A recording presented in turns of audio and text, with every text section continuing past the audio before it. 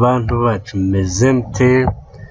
Ubu noneho tubazana inkuru ivuga ko nyuma y'igihe kitari gito umuhanzi uzwi ku izina rya Igisupusupu atagaragara yongeye kwigaragaza mu isura nshya, yatukuje umusatsi yambaye n'amaherena.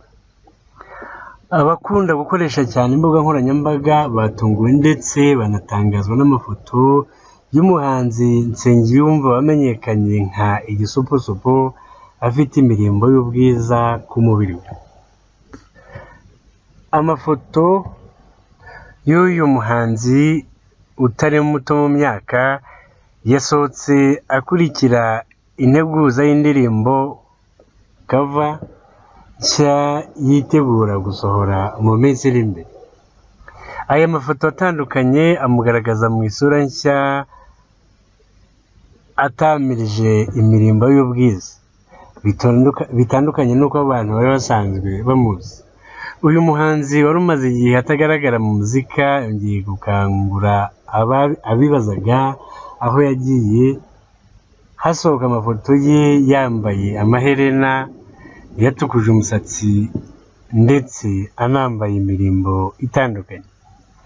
Nsengiyumva yakunzwe mu ndirimbo ya mbere yasohoye yitwa Mariya Jane, imaze kurebwa n'abarenga miliyoni mu gihe cy'umwaka umwe imaze isohotse. Yakunzwe kandi mu ndirimbo Icange Mukobwa, Rwagitima ndetse na Uzaze Urebe u Rwanda yari aherutse gusohora. Iyi ndirimbo nshya Isubireho Nsengiyumva agiye gusohora mu buryo bw'amajwi, ni ukuvuga audio, yakozwe na JP naho amashusho yatunganyijwe na Faizo Pro.